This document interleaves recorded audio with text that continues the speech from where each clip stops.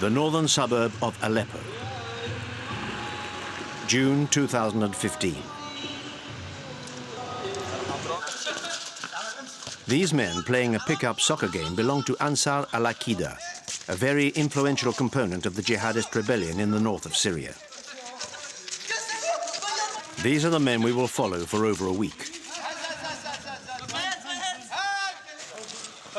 None of this would have been possible but for this man, Abu Muhammad al-Halapi.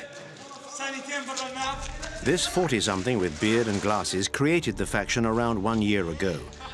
Before that, he was the undisputed leader in the north of Jabhat al-Nusra, a Salafist group affiliated to al-Qaeda.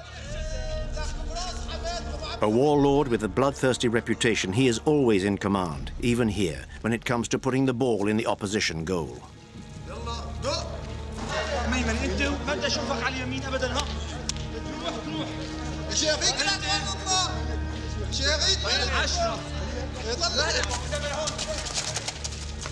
According to several American sources, he was shot dead in a raid in 2012.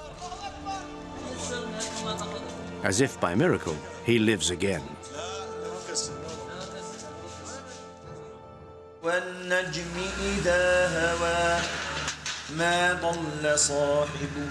Here in this Aleppo school, partly destroyed by the regime's bombing, the chief of Ansar al-Khila, the followers of faith, established his headquarters some months ago.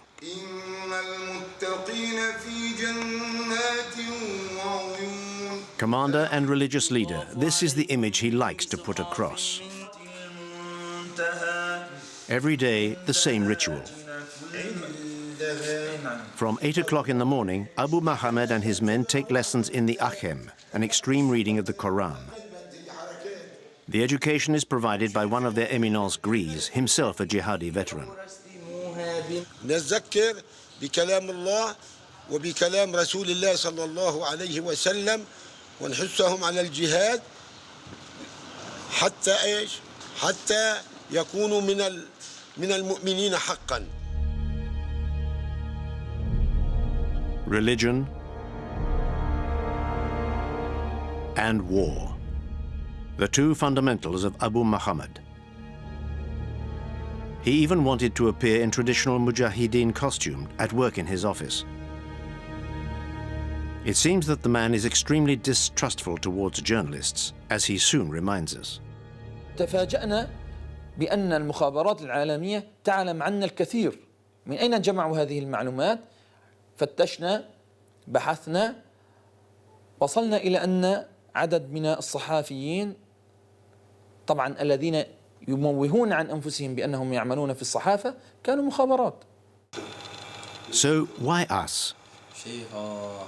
We met Abu Muhammad in 2012 in Aleppo at the beginning of the war, and we forged a bond of trust. We maintained contact since then, and a few months ago asked if we could follow him for a week. He agreed, because he wants to show who these combatants are and explain why they are fighting. Throughout this shoot, we must follow the rules he will lay down. The daily fare of the war we are about to experience is firstly the bombing.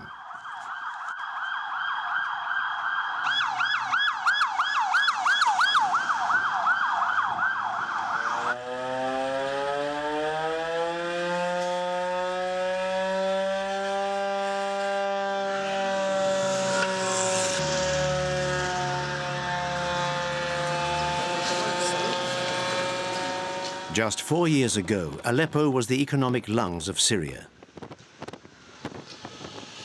Now more than half the city lies in ruins.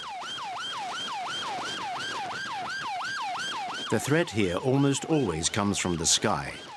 Barrels of oil or gas cylinders loaded with powerful explosives, and sometimes also scrap metal and combustibles whose use is prohibited by the Geneva Convention. A bomb has just fallen in this neighborhood, now under jihadist control, but where many civilians live.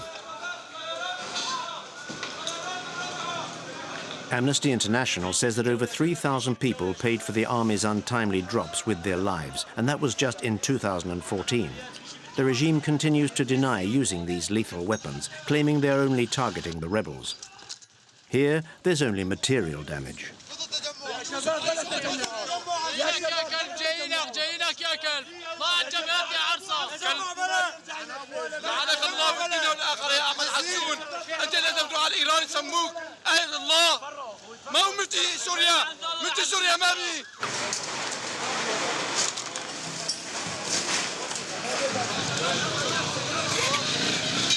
انتبهوا للطيارة. Barely have we arrived, then there's another alert in an adjoining neighborhood. This time it's a regime helicopter come to discharge several barrels in the Sukari sector.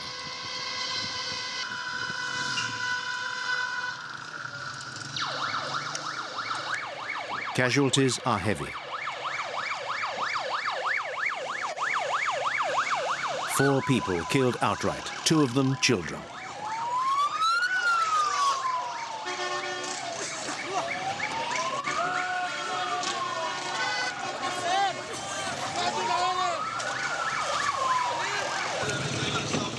Although 500 meters from the impact, this man's body was cut in 2 by the barrel's shrapnel. The scene we've just witnessed can be repeated up to 15 times a day, depending on the frequency of army raids. In this neighborhood of Aleppo, as in many others, intensive bombing inevitably favors the jihadist cause.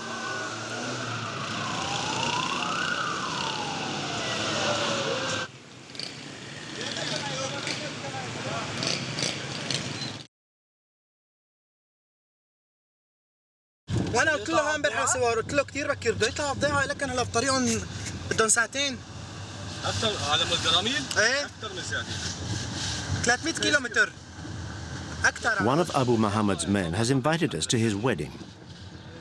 2 hours to drive barely 30 kilometers. The many checkpoints and the state of the road are to blame.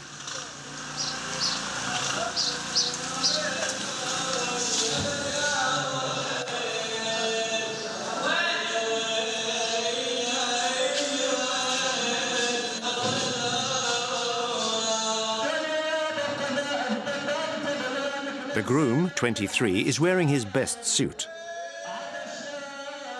The context is never entirely forgotten. The wedding song includes a direct attack on Bashar al-Assad.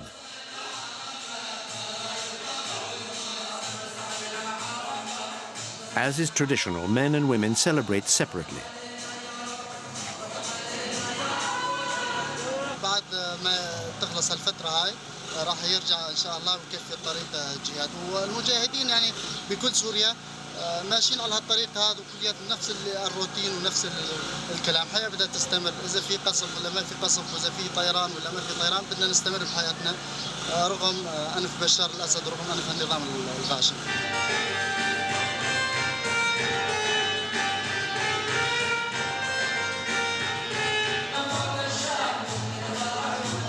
The scene is surrealistic. These men are all combatants. Outside, the war goes on.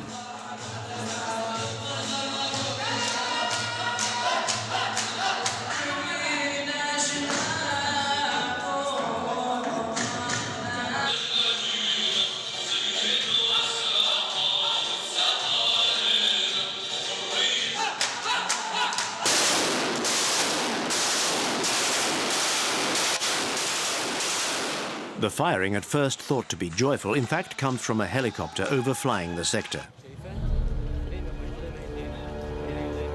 We leave the barn to try to film the source of so much controversy, the helicopters that the regime is so desperate to hide. Spotting them is very risky and not at all easy. It is they who drop the barrels of death, here shown in slow motion.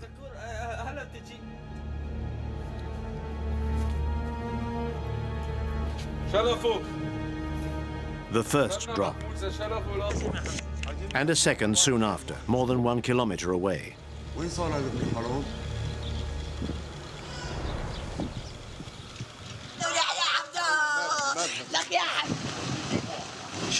Though quickly on the scene, the men from Civil Protection can only survey the damage.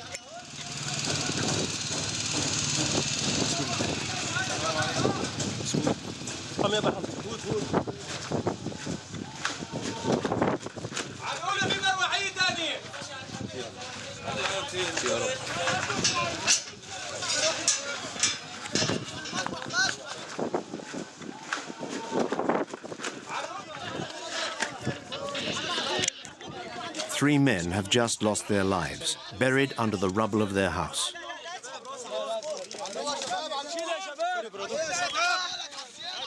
This one was caught in the trap.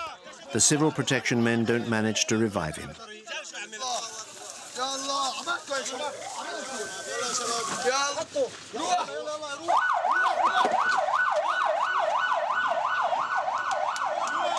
صار ثالث اسبوع في وقت صلاة الجمعة بيستهدف المساجد في قرية عنادين. بيجي الطيران المروحي بيستهدف المساجد.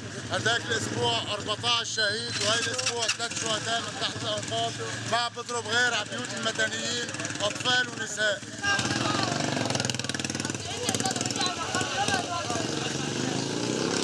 It's the end of our first day in Syria.